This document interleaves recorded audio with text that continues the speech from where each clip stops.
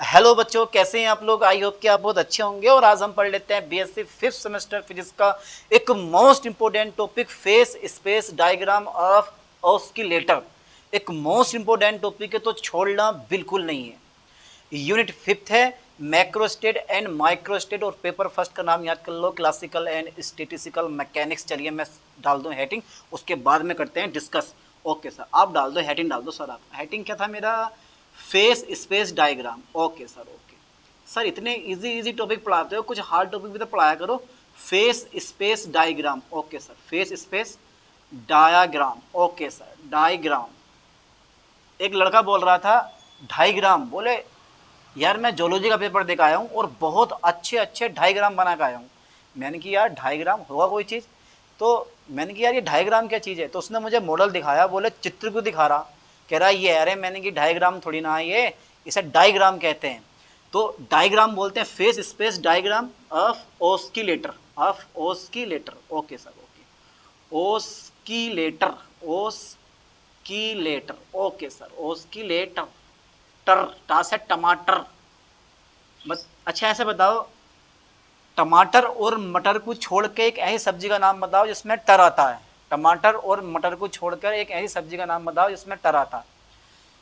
तो face space diagram of oscillator. Okay sir. देखो face space मैंने पिछले लेक्चर में कवर करवा दिया है। अगर ना कवर करा हो तो डिस्क्रिप्शन में वीडियो का लिंक डाल दूंगा, वहां जाकर आप देख सकते हो। थोड़ी वॉइस हल्की हो सकती है क्योंकि यार माइक में थोड़ी दिक्कत आ गई है। चलिए देख लेते हैं भैया इस चीज़ की भी क्या चीज़ है।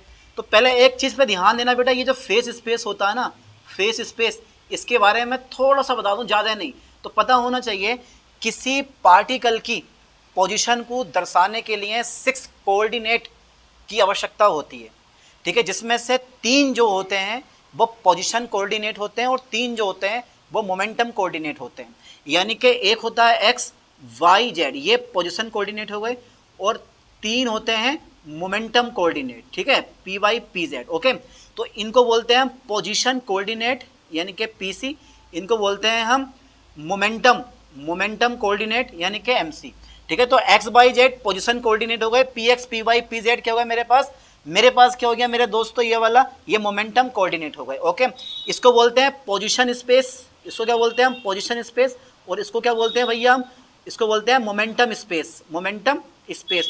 और इन दोनों को मिलाकर क्या बनता है हमारा? फेस स्पेस बनता है। ठीक है, क्या बनता है? फेस स्पेस बनता है।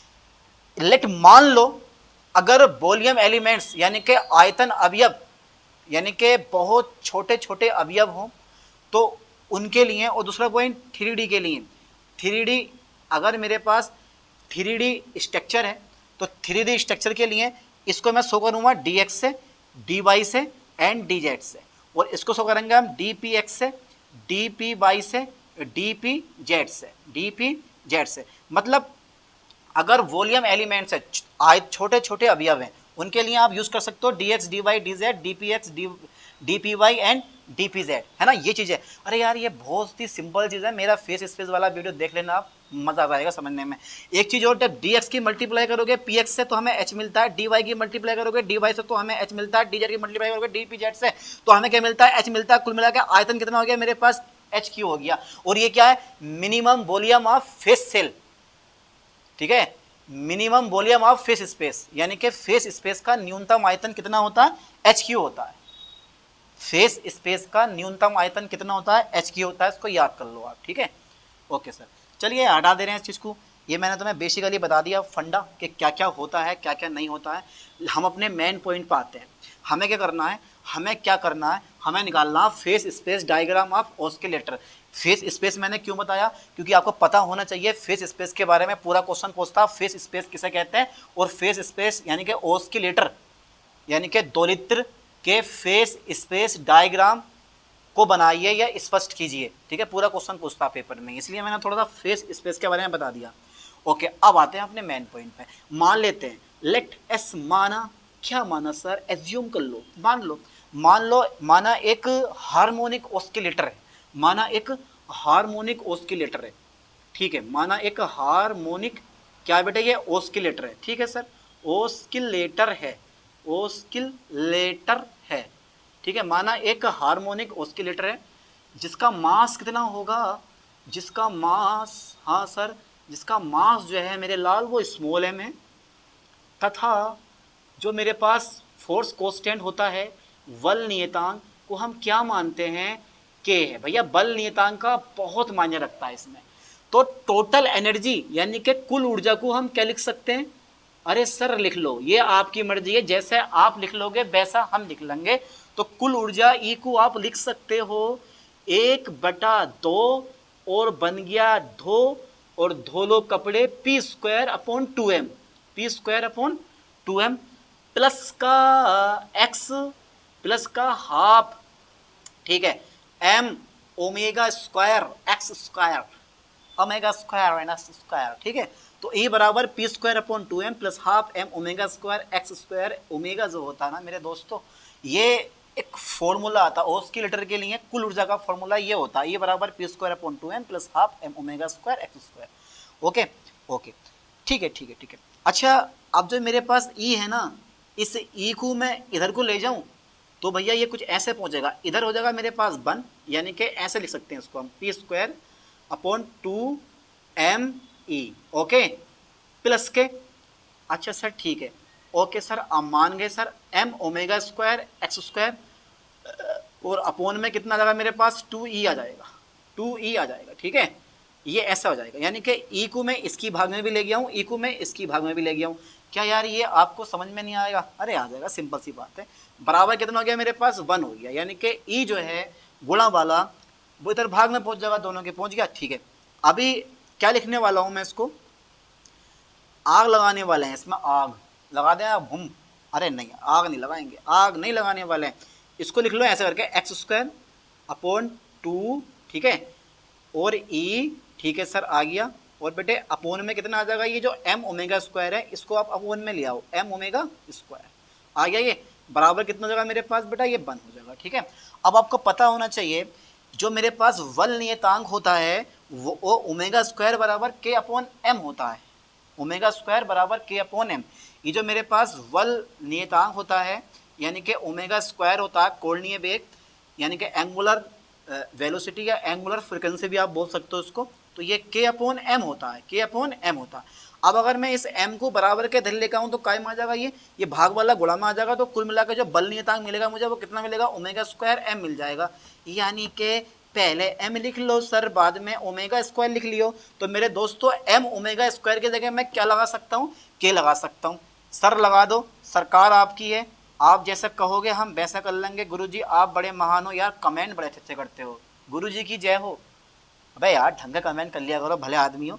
P²/2me, तो ये आ जाएगा x²/2e, और अपोन में आ जाएगा मेरे पास कितना के, बराबर कितना हो गया 1 हो गया। अच्छा मैं इन पे स्क्वायर चढ़ा दूं, इन पे मैं स्क्वायर चढ़ा दूं, अब तुम सोच लोगे यार सर क्या करवा रहे हो, ये सर क्या करवा रहे हो, हमारी समझ में ना आ रही है। देखो रूट लेके मैं क्या करवाऊंगा, इसका स्क्वायर करवा दूंगा, ठीक है, ओके। अबे स्क्वायर से रूट हट जाएगा यार, बीएससी 5th सेमेस्टर में पढ़ रहे हो, थोड़ी बहुत तो नॉलेज होनी चाहिए। ऐसे ही मेरा दिल तुम पर फिदा है, और ये 2e/k, 2e/k, ठीक है, ये 2e/k ये मेरे पास ऐसे का ऐसे रह जाएगा, और इसका क्या आ जाएगा मेरे पास होल स्क्वायर आ जाएगा, ठीक है, और बराबर हो जाएगा मेरे पास कितना 1। मैंने कुछ नहीं करा, रूट लगा के स्क्वायर कर दिया, रूट लगा के स्क्वायर कर दिया। अब ये जो समीकरण आपको दिखाई दे रही है, ये क्या है, ये जो समीकरण आपको दिखाई दे रही है ये एलिप्स का समीकरण होता है। अगर कंपेयर करना चाहो तो x² प्लस y² बराबर 1 से कर सकते हो, है ना। अबे उसी फॉर्म का तो है, अरे भैया, अरे ले भैया सर पता ना चल पा रहा, बताना क्या चाह रहे हैं आप, प्रूफ क्या करना चाह रहे हैं। अबे फेज डायग्राम लाने वाला हूँ लल्लन टॉप।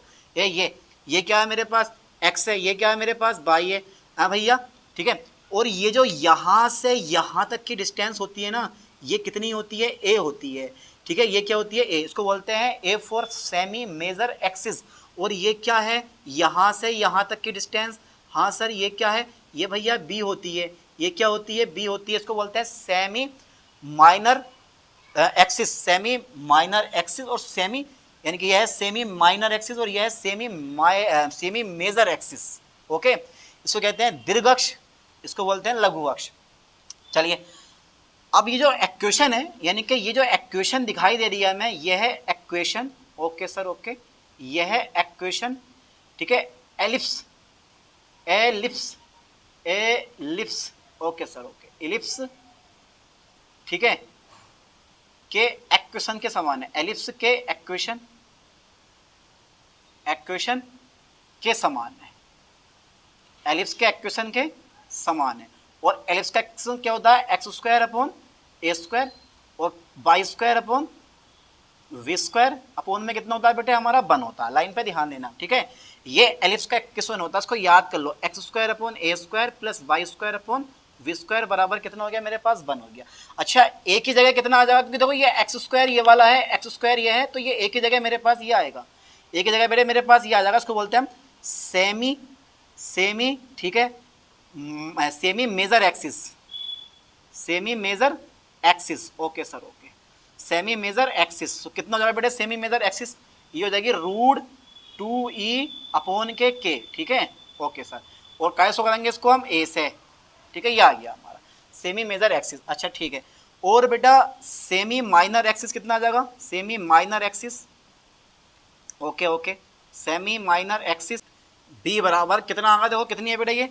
√2me, ओके, ये आ गया मेरे पास। अब देखो सेमी मेजर एक्सिस ए बराबर √2e अपॉन के हो जाएगा, और सेमी माइनर एक्सिस बी बराबर √2me हो जाएगा। क्लियर ही? ठीक है, हो गया क्लियर? अरे सर ये तो क्लियर हो गया। अब सर क्या बनाने वाले हो? अब बना देते हैं face space diagram of oscillator. बना दें? चलिए देखते हैं कैसे बनेगा। अब इस चीज़ पर आपको फोकस कर लेना है ठीक से। सर बना दो, अरे सर छोड़ो मत, और बड़ा करके बना दो। अबे मरवाओगे क्या? ये इस टाइप से, लाइन पे ध्यान देना, ये इस टाइप से, ये मैंने बना दिया। और बेटा क्या हाल है आपके? कैसे चल रही है पढ़ाई सढ़ाई? एक्स, और ये क्या है मेरे पास? बाई। चलिए, तो ये जो डिस्टेंस है मेरे पास, थोड़ा सा प्यार हुआ है ये, तो यहाँ से यहाँ, ये यहाँ से यहाँ तक की जो डिस्टेंस है वो मेरे पास कितनी है भैया? वो ए है। ये यही तो ए होती है, ये ए है। तो ए का मान कितना है हमारे पास? सर 2e अपॉन के हैगा। और भैया हमारे पास बी का मान कितना है? ये वाली डिस्टेंस कितनी है? अरे सर ये तो है सर, और सर होना काफ़ी नहीं है, √2me हो गई कंप्लीटली। तो ये क्या बना दिया मैंने? ये बना दिया फेस, हाँ सर, स्पेस, हाँ सर, डायग्राम, हाँ भैया, face space diagram of oscillator, oscillator, ठीक है, face space diagram of oscillator. Okay, क्या बना दिया मैंने? Face space diagram of oscillator. अरे ऐसे बनाना है, ऐसे बनाना भैयो, ये तो बिल्कुल सिंपल सा टॉपिक है सर, सिंपल सा टॉपिक है, पर सर आ मजा गया टॉपिक में है भैया। चलिए अब इसका एरिया निकाल दें, एरिया ऑफ फेस स्पेस, या बोल देंगे हम एरिया ऑफ फेस स्पेस बोल दो, या एरिया ऑफ एलिप्स बोल दो। चलिए मैं एरिया निकाल लेता हूँ, सर निकाल दो आप area of ellipse. Okay sir, area of ellipse निकाल दो। क्या होता है सर इसका एरिया? पाई ए बी होता है। पाई ए बी क्या होता है? एरिया ऑफ एलिप्स होता है। अच्छा सर पाई ऐसी रहने दो। सर ए का मान कितना है? सर ए का मान है 2e अपॉन के, कितना बुरा बनाया के, और रूट कितना है मेरे पास? 2me हैगा सर। तो जरा ध्यान देना है, इस 2e, ये भी 2e, तो 2e का रूट गुणा 2e का रूट 2e आ जाएगा। तो ये आ गया मेरे पास 2 पाई e। अब मेरे पास अंदर का रहेगो, अंदर हमारे रहेगो m अपॉन के, कितना रह गया भैया? m अपॉन के। चलिए यहाँ तक का जरा स्क्रीनशॉट ले लो, इसको इरेज कर दें भाइयों। तो ये मेनली एरिया यही आ गया हमारा। चलिए इसका स्क्रीनशॉट ले लिया होगा आप लोगों ने, आप भी खुश भैया, हम भी खुश, बस होने वाला है, घबराने वाली ज़रूरत नहीं है भैया बिल्कुल भी। देखो आप लोगों को अब का है, अब का होगा कि इस के की वैल्यू आप चाहो तो रख भी सकते हो। वैसे तो एरिया हमारा मेनली ये वाला आ चुका है, लेकिन यार ये जो एरिया होता है ना, इस एरिया से हमारा काम धाम नहीं चलने वाला। जिससे काम धाम चलेगा वो ये होता है, के का मान लगा दो यहाँ कितना? m omega square. ठीक है सर, आप कह रहे हो तो सर लगा दे रहे हैं, वरना लगाते ना। अच्छा क्यों नहीं लगाते यार? पूरा डेरिवेशन ना करोगे, नंबर कम ना आएंगे। फिर के का मान कितना है? m ओमेगा स्क्वायर है ना। तो एक m से एक m कट गया, एक m से एक m कट गया, तो ये आ जाएगा मेरे पास 2 पाई e अपॉन खाली ओमेगा, ओमेगा से रूट गायब, तो ये आ गया एरिया। तो ये वाला जो एरिया है ये काम का एरिया। अब भैया ये जो एरिया है यानी कि this equation represent area of oscillator in phase space having energy, ठीक है, बिटवीन 0 to E। अरे बेटा इंग्लिश में लिखूंगा मैं, लो अब तो मैं इंग्लिश में लिखूंगा। This equation represent this equation represent area of oscillator,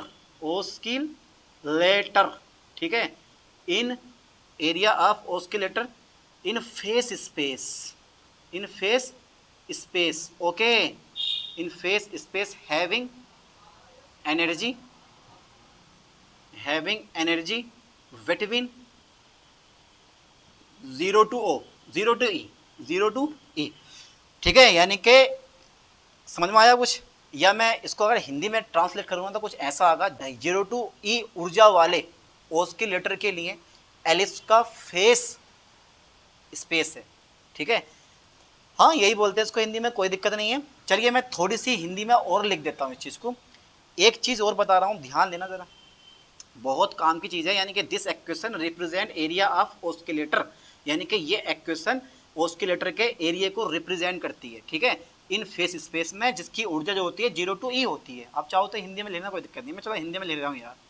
देखो E से E प्लस DE के बीच, ठीक है, ऑस्किलेटर